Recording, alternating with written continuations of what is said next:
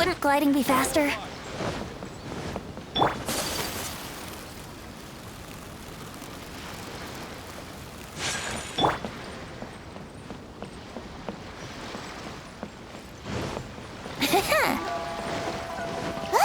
That figure on the wharf! It looks like Kazuha!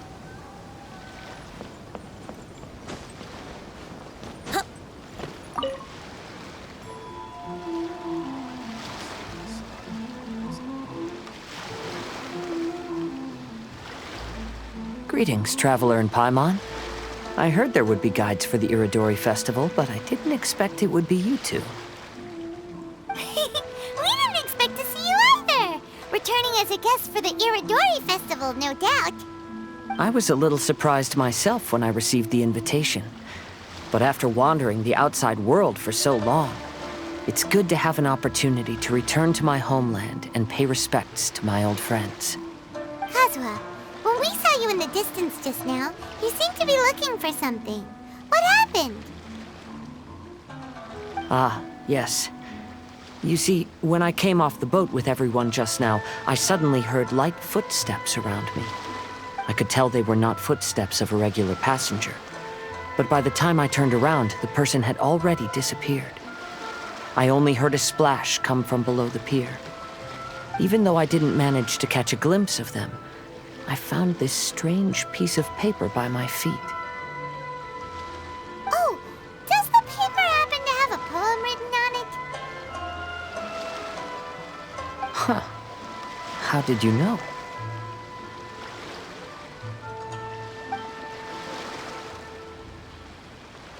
Fascinating. It's almost hard to believe such things could happen. Sure, here it is. Please, have a look.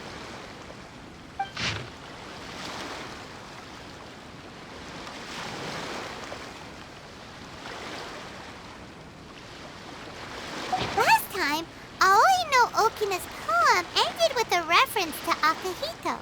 And sure enough, this is a story about him. The story this time basically says that Akihito got his name from his love of red seals. However, the shogun discovered that he had committed plagiarism, and he was soon exiled. Well, if Paimon were to rate today's story, it sounds pretty unfortunate. I don't think there's anything particularly wrong with this story. I too was once wanted as a criminal by the shogunate, so I'm not all that different from Akihito mentioned in this story. But according to the story, Akihito was exiled by the shogun because of his wrongdoings. You did nothing wrong, Kazuha. Huh? Traveler, what are you thinking about? Ah, by the way, you mentioned that your friend has been struggling because he's unable to sign his name quickly, right? In Liyue and Inazuma, there is a saying, that which has been stamped has also been signed. Perhaps using a seal could be a feasible solution. While sailing at sea, I sometimes carve things to pass the time. If you wish to create a stamp for his seal, I might be able to help. Wow, that's an idea! Quick, let's go tell Albedo!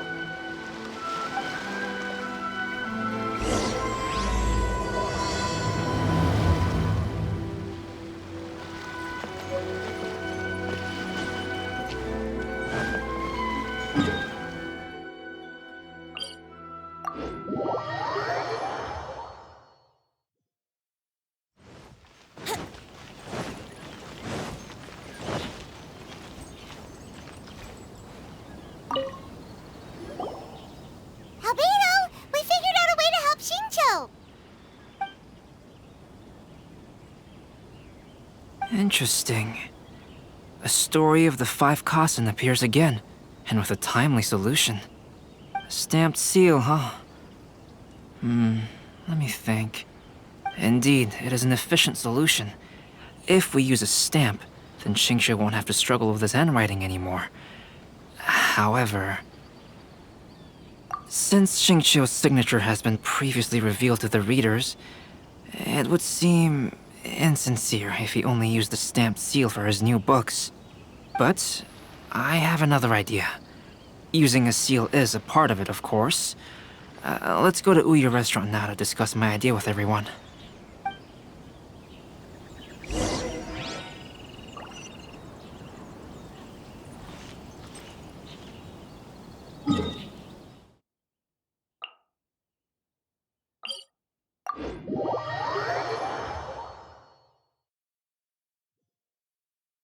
Wouldn't gliding be faster?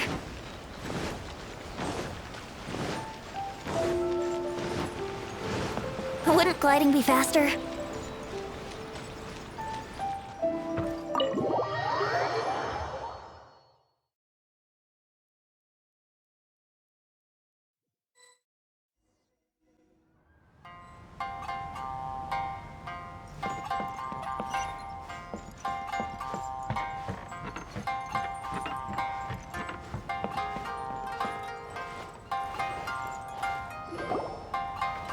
Yes, that's it, Jinyu. Your writing has greatly improved today, which means yesterday's intensive training was effective. My apologies, but I simply can't do it anymore. My hands are so sore that I can't even move them anymore. I should have known better than to read novels during calligraphy class. You just had a 10-minute break. Come on, you can do this. When it comes to pushing a deadline, there's no one more brutal than Mr. Hirayama. No wonder Lady Yai would always send the editorial director to handle troublesome authors. Whoa, this is getting scary. It hasn't even been that long and Shincho's already zombified. Mr. Hirayama, we found a solution that might just solve our dilemma. In both Liyue and Inazuma, seals are widely used as the equivalents of a signature. If we use a stamp to leave the author's seal on the books, then we could make the signature process a lot easier. Of course, a seal on its own is not enough. So, I propose that each signature consists of two parts. First, we'll use a personalized seal. We can simply carve one using Chenyu's signature as the design. In addition, I'll also design a simple but elegant pattern that's easy for Chenyu to write. That way, he will only need to draw a simple pattern on each book. Let me think. All right, I think that would work. Not only does it still involve the author's own handwriting, but the result should be very beautiful as well. So, what you mean to say is, I've been saved from this predicament? Mr. Hirayama, it suddenly occurred to me that the reason we gave up on live book signings previously was because it would take too long for the author to sign each book. But if we adopted Calx's proposed method, we might have enough time to do signatures at the live event. And if all the authors signed their books in the same fashion, then Genyu's signature wouldn't look out of place. If you think it's feasible, I would certainly be happy to design signatures for the other authors as well. Yes, and you may leave carving the stamps to me. In that case, I shall contact the other two authors participating in the new release event. It is a great honor to use a signature designed by Calx. My pen name is quite complicated and isn't suitable for signing events. However, if we implement this new format, then it'll be a dream come true for me as well. Great! Looks like everyone's on board with the idea. I'm sorry to have kept you busy for so long, Jinyu. Please, take the next few days to have a good rest. We'll handle everything from here. The books that Jinyu already signed can be used as special prizes in future events held by the I Publishing House. We did it! The event is saved! Thanks to everyone's efforts, Onodera and I are finally free of that mess. That's right! You're finally free, Xingqiu! Maybe you should step outside for some fresh air.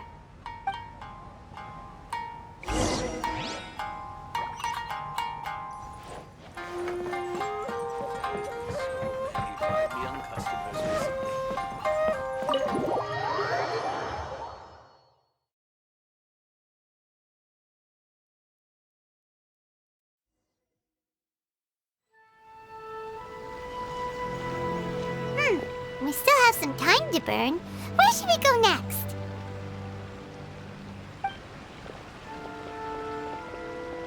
Traveler, there you are.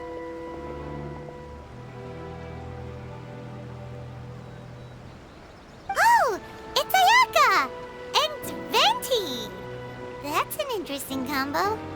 I was just going to the festival venue to prepare the Ikebana lesson when I found a strange piece of paper on a flower stand. This bar just happened to be close by at the time. He informed me that you've also found similar papers recently. As such, we came together to find you two. But the paper she found isn't quite the same as the ones we found before. Here's the paper. Please, have a look.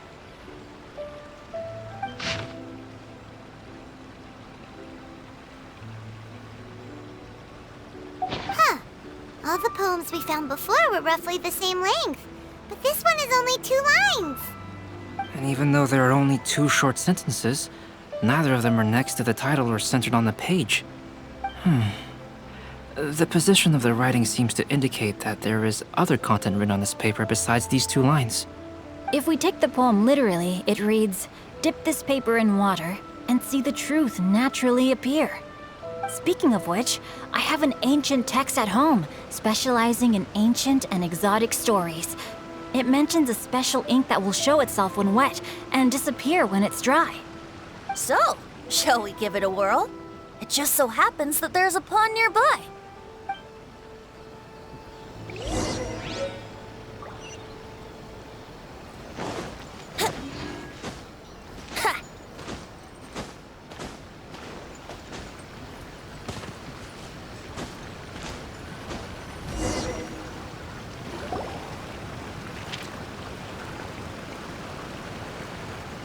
Wow, look! It's really working! More words have appeared on the paper! Let Paimon see what it says.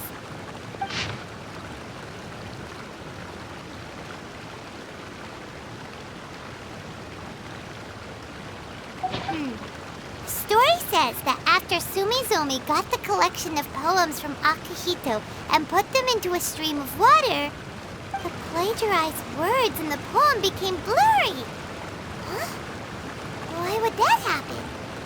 You see, Paimon, in the past, when printing was not yet well developed, handwritten text could easily become smudged in books when exposed to moisture.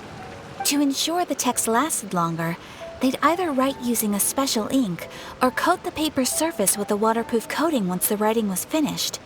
Such special inks are time-consuming and laborious to produce, and the waterproof coating could also prove just as difficult. However, since Akihito's poetry collection was an important gift to be presented to the shogun, surely one of those 2 methods was used to protect it.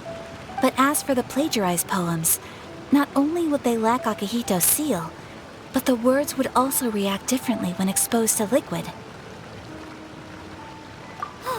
Which means Akihito didn't plagiarize his work. He was set up! Yes, it appears that this is the truth that Sumizomi's story is trying to convey. Although the story is saddening, I've decided on the subjects to use for Akihito and Sumizomi's portraits. Kazuha, Ayaka, would you be willing to be the models for my paintings? I would be delighted. Yes, as would I. There you go. The next 2 portraits should be ready in no time. Yes. And now that all 4 stories have all been collected, the story of the 5 Kasen is now fully completed.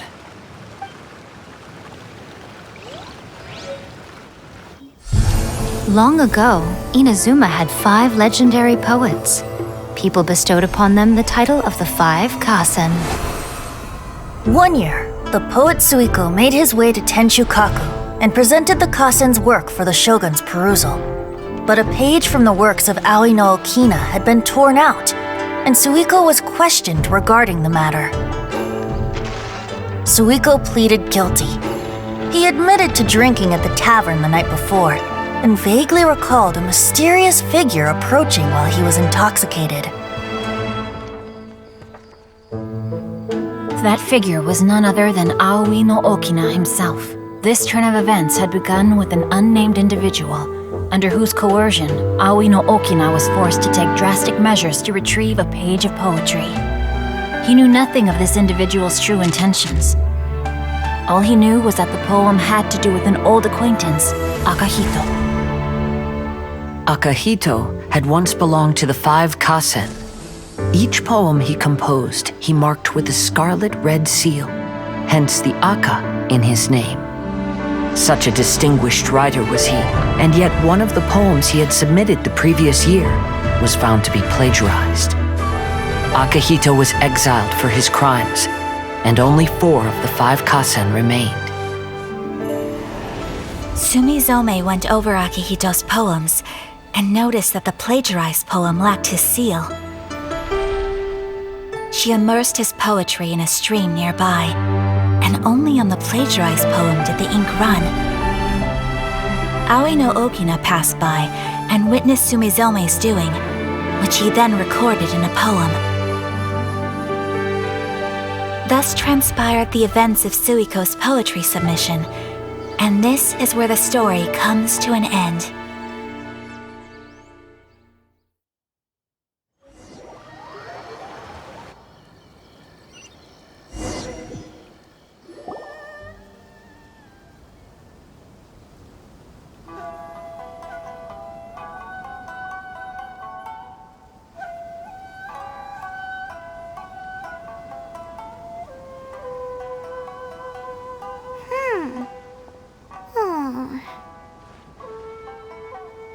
Yeah, ever since we completed the story of the 5 Kasen, there's still one thing Paimon hasn't been able to figure out.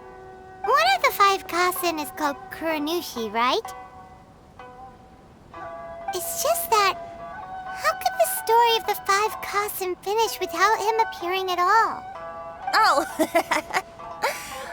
Have you really not noticed? Huh? Not noticed what? This is no time to be playing games, Tone-Deaf Bard! What he means is that the story of Kuronushi was already embedded within the 4 poems. Huh? Really? That's right. The key lies in the poem that Aoi no Okina wrote after seeing Sumizome rinsing the poetry collection. An average person could never understand the scene of a young girl washing Akahito's poetry collection in a stream. Even Aoi no Okina couldn't figure out the meaning behind Sumizome's actions. He was simply reminiscing and thinking about his old acquaintances. However, for the perpetrator who framed Akahito, it was completely obvious. He was worried that if this poem was seen by the Shogun, then the Shogun could discover the truth behind the plagiarism incident. If that happened, then he'd be finished. So in desperation, he threatened Aoi no Okina to make him tear out this poem. Which means the one who threatened Aoi no Okina is the same person that framed Akahito. What? Kuranushi? That's right. Though there are only 4 poems, they still managed to tell the complete story of all 5 Kasen. Since the Shogun mentioned in the poems is certainly not the one of the 5 Kasen, the only character left is the mysterious one with an unknown identity. Oh, okay. Paimon is finally starting to get it now. However, this also brings something else to mind. The story of the 5 Kasen has more or less reflected everything that's been happening around us lately. Which begs the question, is there a Kuronushi in our world as well? A Kuranushi? In our world? Speaking of which, I wonder if our dear Kazuha has come up with anything. Oh, right! Kazuha! He's been pretty quiet this whole time. Let's ask him!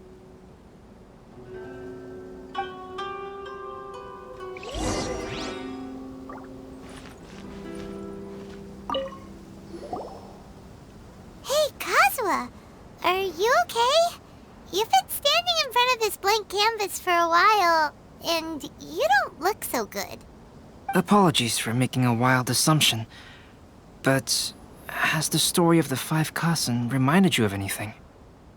Yes. A few things did come to mind, actually. However, they were nothing more than some past incidents regarding my family. I don't mind sharing the stories, but I'd prefer not to bring you any more trouble. Hey, we're all friends here, Kazuha. You can always tell us whatever's on your mind. Kaidehara, please forgive my assumption, but perhaps you were thinking of the Raiden Gokuden? The Raiden Gokuden? What's that? It appears that Miss Kamisato and I were thinking of the same thing. But it also has much to do with the Yashiro Commission. It would be improper to speak of it here without the consent of Miss Kamisato. It's fine. Those of us here are all trustworthy, so there isn't any harm in it. However, this matter is somewhat complicated and may be difficult to explain. Let me start with the Raiden Gokuden. As you all know, the Yashiro Commission's primary purpose is managing ceremonial and cultural affairs, and Inazuma's art of forging swords is a very important part of our culture. The Raiden Gokuden were once the top 5 schools of the forging art in Inazuma. Although these families were swordsmiths by craft, they also held many important positions in the Yashiro Commission. Unfortunately, of the 5, only the Amenoma art still maintains its artisan lineage. The descendants of the Ishin art are also still alive, but the craft has been lost to time. The descendants of the Ishin art are none other than the Kaidehara family. Whoa! We knew Kazuha came from a noble family, but we had no idea about his connection to the Yashiro Commission and sword making. Yes, but that's all part of the past now. The Ishin art was lost with my great-grandfather's generation. My grandfather was dissatisfied with my great-grandfather's lack of effort. When he was young, my grandfather traveled all over Teyvat to find a way to revive the family business. But it was to no avail.